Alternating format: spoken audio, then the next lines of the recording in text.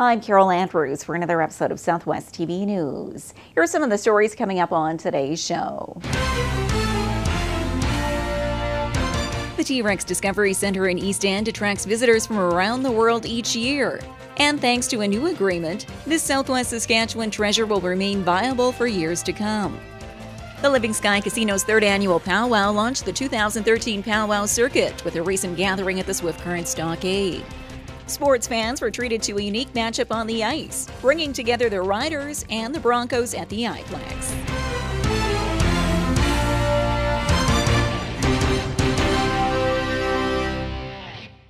Thanks for joining us here today. Changes are on the horizon for the T.rex Discovery Centre in Eastend. We have more in today's top story.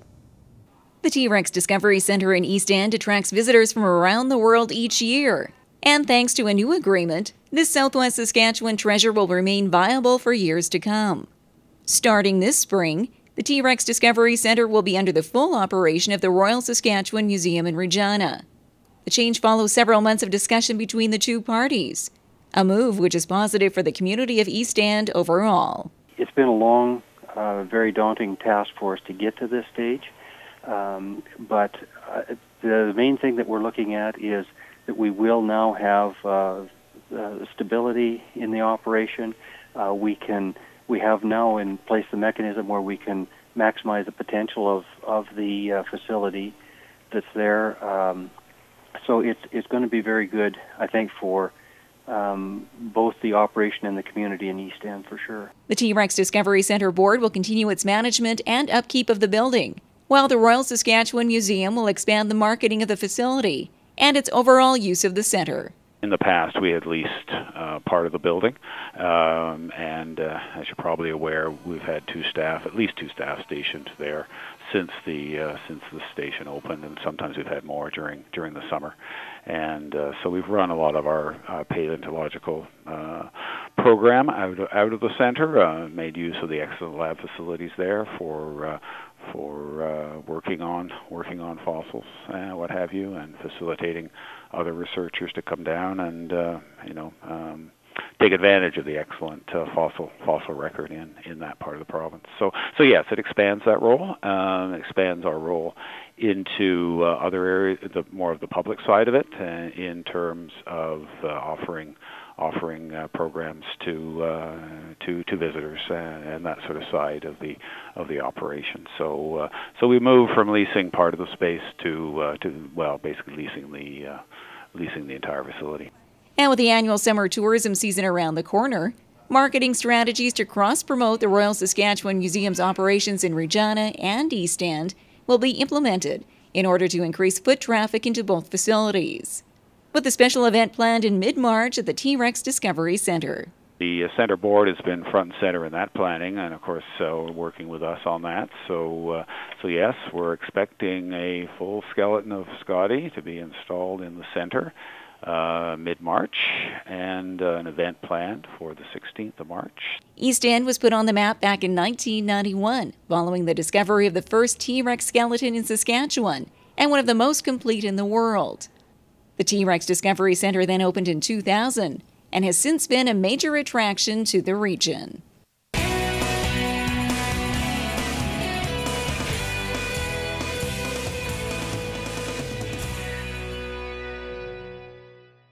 Trust the team at Pinnacle Financial to help you reach your financial goals. Whether you require personal or corporate income tax planning, bookkeeping, management consulting, or full-service mortgage brokering, our expert team has you covered. Contact us today to begin your climb to the top.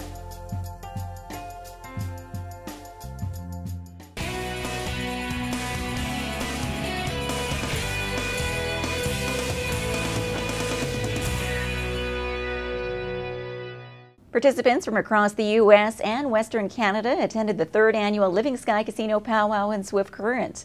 Our Southwest TV News crew was there, and we bring you these highlights. The Living Sky Casino's third annual Powwow launched the 2013 Powwow circuit with a recent gathering at the Swift Current Stockade. Drummers and dancers from across Western Canada and the U.S. participated in the two-day event, which is steeped in rich culture and history. One by one, each of the participants ranging in age took to the competition floor to showcase their dancing skills. in a variety of categories, from the old-style jingle to the fancy shawl dance, each wearing decorative outfits handmade by their elders or other family members, and beaming with pride to be in Swift Current on one of their many powwow stops throughout the coming year. I like getting to travel everywhere and meeting new people, and I just pretty much just like dancing, because when you dance, you're dancing for people who can't walk and who are sick or people that have passed on. It's awesome. The drums are great. It's pretty average size, but I think it's a pretty good powwow so far. Because of the drums, the singing, that's what makes it happen. And as the powwow continued throughout the weekend, memories of one's ancestors were close at hand. Irene Oakes is from the Niconeat First Nation near Maple Creek and has competed nationally and internationally since the mid-1970s, and continues to dance for one special person in her life. I used to dance kind of casually, and then I lost a sister in 1975, and she died of leukemia. And out of our family, she's the one that wanted to dance powwow. And probably about 5 years later, she came to me in a dream, and she was dancing, and she said, "Irene, you should dance." So from then on, I thought, you know what, I'm going to dance, and I'm going to keep on dancing for her. Oakes further adds that she's impressed by the powwow becoming a new tradition in the city of Swift Current, showing a changing trend from past generations. I used to play basketball here, used to play volleyball here and stuff, and never really had a good reception way back when I was going to high school from the other athletes and stuff. So it's so great to see the mayor here and stuff like that, and you guys and everybody here, and even the motels, they're really welcoming. A pleasing sentiment, which is also echoed by the organizers of the annual powwow in Swift Current, who've seen a growing interest in the cultural event over the past several years, despite the many challenges faced to organize this vast event. It is very tough because, like I mentioned before, I always say, we're in Swift Current. We don't have many First Nations around here. We don't have the communities of support from local First Nations. So a little bit difficult on the challenge side from an organizational perspective, because you look for the experience. You look for those people to get the word out and everything. And as a young, small committee, we've done it. It's very encouraging. This year I got more calls for volunteering and everything else. If you take a look in the crowd, we've seen more non-First Nations people, and that makes me proud. I'm now from Swift Current. I've been here for 5 years, and I'm proud that they came out to support us. I appreciate that. The Living Sky Casino Powwow has become a popular event over the past several years, with close to 5,000 participants and general public attending the two-day cultural showcase. Organizers are already planning the next powwow, striving to make it bigger and better than the previous year.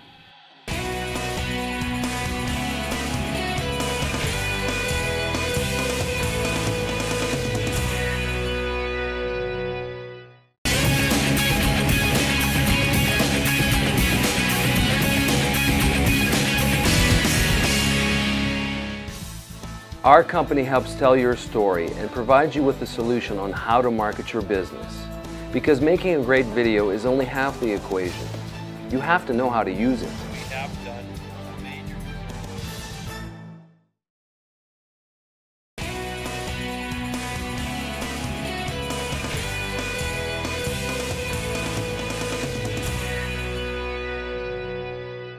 Well, it was a matchup like no other on the ice, as the Saskatchewan Roughriders took on the Swift Current Broncos Alumni at the iplex.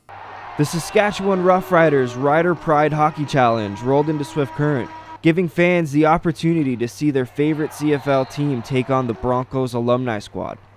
The game was never short of action, with a thrilling 13-10 victory for the Alumni team. The fundraising event, which was refereed by Mayor Jared Schaefer, gave the opportunity for Broncos alumni to put their jersey back on, play in front of the hometown fans, and catch up with past teammates. In years past, obviously, the years that I played with Swift Current were some of my most fond memories, and some of the days that I look back on, and were just some of the best times that I've had so far up to this point in my life. So yeah, it was good to be back and put the Bronco jersey on one more time and just hang out with the guys in general. You know, it was just a really good time as soon as we walked in and saw some old faces, and being able to go out there and skate around. I mean, obviously there were some great memories on the ice in Swift here, and you know, we had some great teammates as well. So it was a good day, and we had a lot of fun, lots of laughs. It's good to see the guys, see how they're doing, you know, how their kids are doing, you know. Just, same old story. Just enjoy life, enjoy your fellow teammates, whether you played with them or not. We're all Broncos. A silent auction was held featuring autographed jerseys from both teams, with half the proceeds going towards Swift Current minor football and the other towards the Broncos Education Fund. Fans were able to bid on game-worn jerseys of players like Roughriders Chris Getzlaff and Corey Sheets, along with Broncos Sheldon Kennedy and Todd Holt. The highest bid was placed on the jersey of Tiger Williams, going for $650. The Riders are always happy to help a good cause, understanding the importance of this event. You know, obviously growing up playing football and that type of thing, you always want to be able to fund those types of programs. You know, sport is getting more and more expensive every day, and the fact that we can raise a little bit of money in order to help those kind of kids, it's great.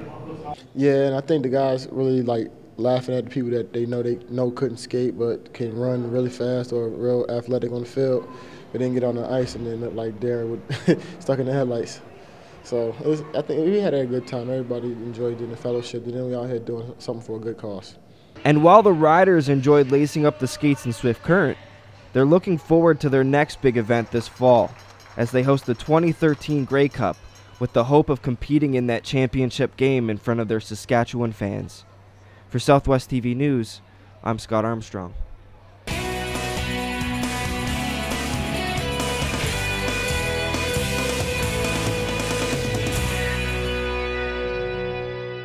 Well, this brings to a close another episode of Southwest TV News, reporting the stories that matter to you. We always welcome your news tips. You can always reach us here by phone at our studio or by email to contact us at southwesttvnews.com. Also, be sure to join us daily online for the latest news from across Southwest Saskatchewan and so much more at mylocaltv.ca. And be sure to follow us on Twitter and Facebook. Thanks for joining us here today. I'm Carol Andrews.